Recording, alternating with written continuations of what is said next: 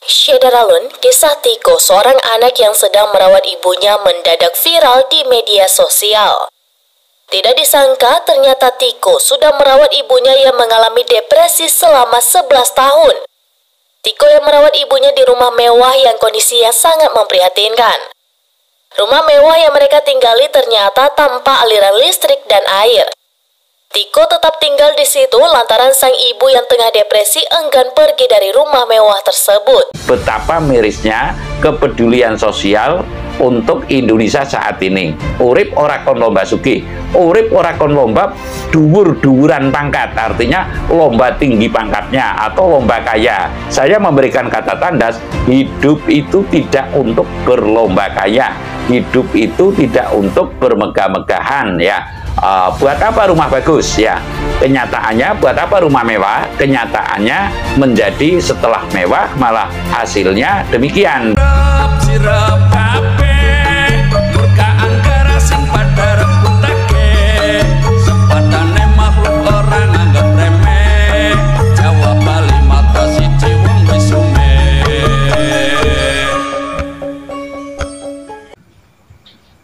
Wilayah jati nuhune jati leluhur Nusantara tapi uluk salam mulia. Ada sebuah rumah mewah ya yang selama 11 tahun dihuni oleh anak dan ibu saja, sedangkan ibunya itu adalah kena gangguan jiwa atau kata kasarnya itu sakit ingatan gitu. Lah saya akan menimpali, dalam arti menimpali itu sebuah hal mengapa ini terjadi dan lalu arah hidup apakah untuk yang demikian. Dalam arti yang demikian, kemewahan adalah tidak menjamin segala-galanya dalam hidup manusia.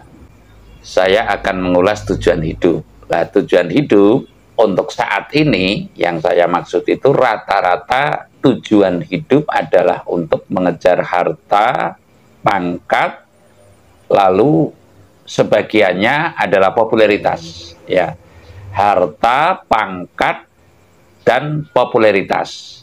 Namun tidak menggali lebih jauh sejauh mana kehidupan ini bisa tertata dalam artian rasanya.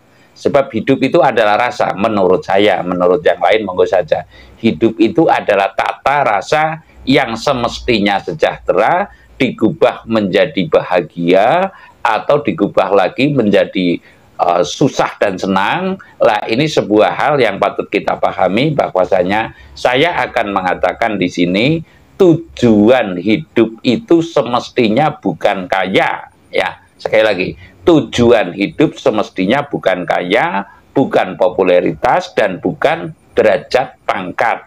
Lah, saya mengkomentari ini semestinya, lalu apa? Ya, lalu apa tujuan hidup kita? Tujuan hidup kita semestinya itu adalah netepi darmaning wajib. Netepi darmaning wajib yang saya maksud adalah menempati dan menepati janji hidup pada diri kita itu sendiri, dan janji hidup kepada yang menciptakan kita ya, yang menciptakan kita ya janji kepada Tuhan dan janji kepada alam dan janji kepada diri kita sendiri.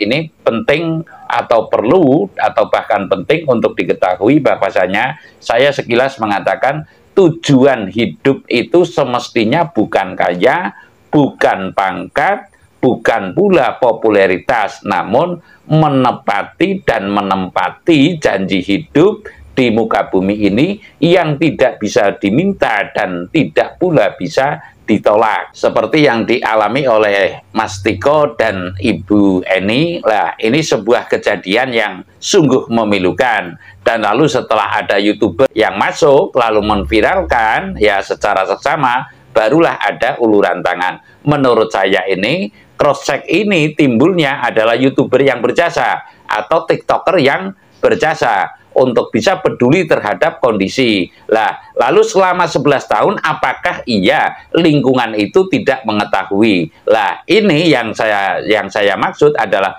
tersebab dari tujuan hidup itu adalah rata-rata 97% mungkin atau bahkan 99% sekarang masih terkonsepsi kepada tujuan hidup itu adalah kaya raya, lalu berpangkat, lalu berderajat, lalu popularitas. Lah, ini sungguh sangat memprihatinkan. Di situ tentunya lingkungannya ada Pak RT-nya, ada Pak Lurahnya, mungkin ada ustadznya, mungkin ada yayasan sosialnya. Ini sebuah kasunyatan bahwasanya betapa mirisnya kepedulian sosial untuk Indonesia saat ini. Yang saya maksud, kita secara seksama yang demikian itu jangan sampai terjadi lagi. Dengan apa? Dengan cara pemahaman atas hidup satu, lalu pemahaman atas hidup manakala sudah menjadi pondasi, urip ora kon lomba sugih. Ya, sekali lagi, urip ora kon lomba sugih. Urip ora kon lomba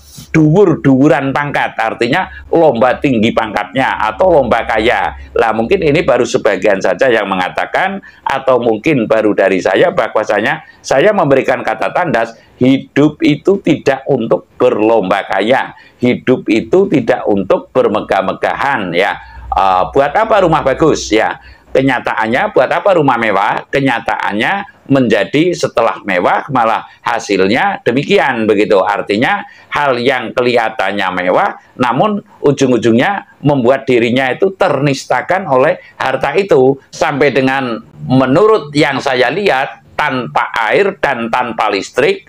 Lah, betapa penderitaan antara ibu dan anak yang di dalamnya. Lah, mengapa lingkungan itu tidak serta-merta baru setelah viral saling taruhlah unjuk gigi lah, taruhlah hendak menolong dan sebagainya. Ini karena kepekaan sosial memang Indonesia sudah sangat memprihatinkan. Jadi pada prinsipnya saya mengatakan, ketahuilah hei saudara-saudaraku, bahwasanya hidup itu tidak untuk berlomba kaya, ya. Hidup itu tidak untuk berlomba pangkat. Hidup itu tidak untuk berlomba mewah, namun untuk netepi darmaning wajib atau peribadatan yang nyata. Jangan sampai ada hal-hal yang demikian tidak diketahui oleh lingkungan. Lah, ini sebuah, kalau saya mengatakan kebobrokan mental, mungkin kasar ya.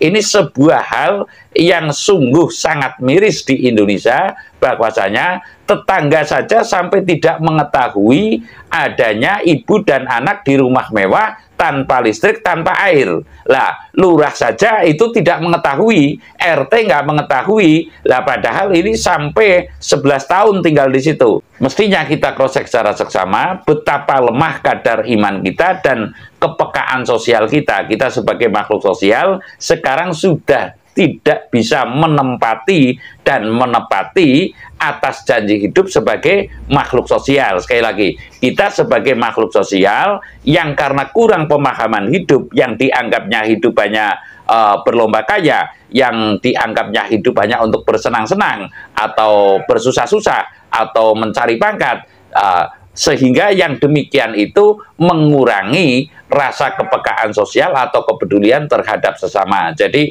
pada prinsipnya saya mengatakan kali ini, hidup itu tidak untuk berlomba harta, hidup itu tidak untuk mencapai kaya. Ya, taruhlah kita mesti belajar dari, buat apa Siddhartha Buddha Gautama yang saya tahu anaknya Raja Sudodono kalau nggak keliru, itu dari Kosala kalau nggak keliru, ini sampai pergi dari kemahkotaannya atau dia diangkat sebagai putra mahkota, sampai pergi ke hutan. Karena apa? Yang dicari adalah tata rasa sejahtera. Tata rasa sejahtera itu tentunya jangan digubah menjadi bahagia. Bahagia tentu ada susahnya. Namun kalau merasa sejahtera, niscaya ini akan langgeng. Artinya menempuh kebahagiaan ini tentu masih ada kesusahan, namun kalau rasa sejahtera kita pupuk terus, niscaya kita akan bisa menempati dan menepati sebagai makhluk sosial. Saya rasa demikian. Terima kasih. Tapi